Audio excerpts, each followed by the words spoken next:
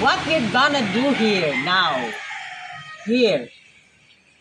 This is the beginning of the discovery of the buried treasures in the sea that was thrown by Father Florentino in El Filibusterismo, because the prophecy is, when there are worthy souls, worthy of the sublime ideals by the Heavenly Father, then the treasure will surface.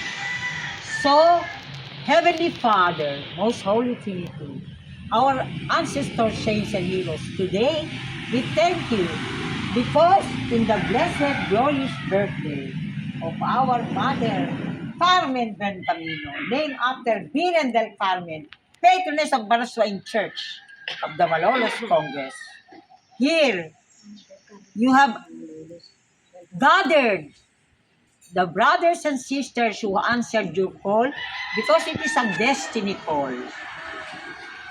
So, as Nilda Evangelista said, the little dapitan, the prophesied little dapitan of our beloved Dr. Jose Rizal will begin here. And so, Paradise Regained, Dr. Jose Rizal, and the recovery of the golden Filipino civilization, prophecy of Dr. Jose Rizal and Dr. Ferdinand. So, may we begin with the song by Gloria Velasco, our heavenly singer. Okay. Tindig aming inang bayan, lahing tilisa silangan, iwaksin natin ang nakaraan, yakapin ang bagong buhay.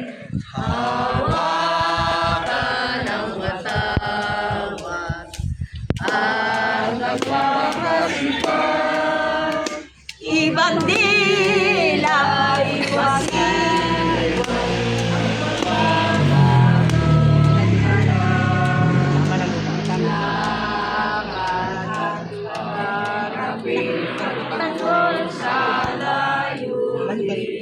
Sige, mag-circle na lang. Hindi, may inik ko. Hindi. Hindi, sa gitna na kayo, iikot kami. Sige, maganda. Sa gitna. Sa gitna kayo. Oo, mag-parade tayo. Tapos, diyan na lang kayo sa gitna. Pag yan, iikot siya.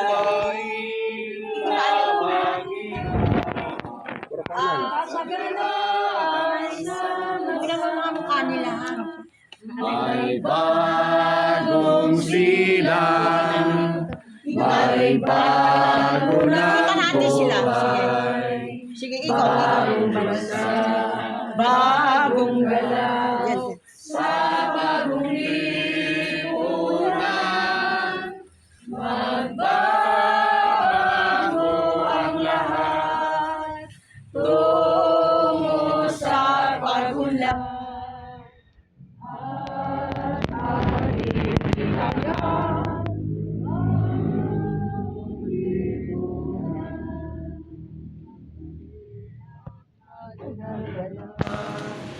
At lumipas na ang magdamag, madaling araw ay nagdiriwang sa umagang mamasyan.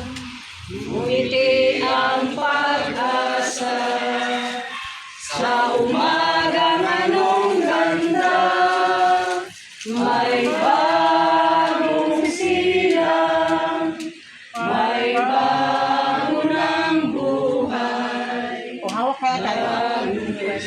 Chain of gracia, chain of grace. Sa bagong lipunan,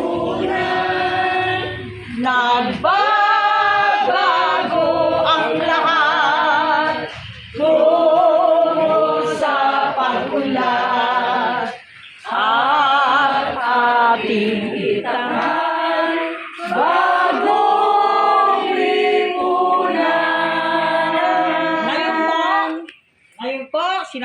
ko sa inyo, ito ay ipadadala ko sa Pangulo ng Republika ng Pilipinas.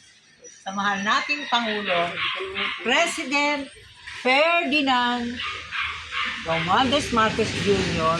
para sabihin na may ginanap tayo, nagsasabog ng mga biyaya dahil mahalaga ito bago siya mag-State of the Nation address for the Philippines, for the world. Kasi po, ang panalangin ko ay gampanan niya ang nais na mahal na Birhen ng Der Carmen, alang-alang sa pamana ng mahal naming Inang Carmen Bencamino.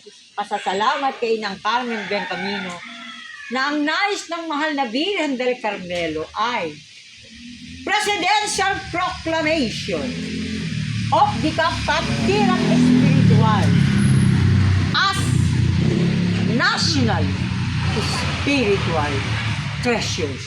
Kita nyo, may dyan gawaan ng alahas. Kaya, papasalamat kami sa langit. May munti kaming ganap. Mahal na Birhen ng Carmelo, Birhen del Carmelo, alam ko po, kayo na po ang bahala. Huni po sa mga puso ng aming mga pinuno at higit sa lahat, ang Pangulo ng Republika ng Pilipinas para sa mundo, ang tagumpay ng Pangulo'y tagumpay ng buong lahi. Alang-alang sa mga pagpapakasakit at paghihirap sa daang-daang mga taon na hindi sila kinikilala, hindi sila nilalagay, as I keep telling abroad in my presentations, when the time comes that the Philippines will render visible in the center stage of Philippine history the sacrifices of the Kapatiran Espiritual for education, governance, development, and diplomacy, the Philippines will never achieve the triumph that we are been hoping for. The sacred prophetic prophecy. So for the sake of so many, we invoke our ancestors, saints and heroes. Mr. President, the nation awake. Your Excellency, President Ferdinand Romualdez Marcos Jr. In my letter, I end. Your Excellency, the nation and the world await the sacred prophetic presidential proclamation of the Kapatiran Espiritual ng Pilipinas as national spiritual treasures. Then every Filipino will be a saint and hero, a hero and saint. Amen.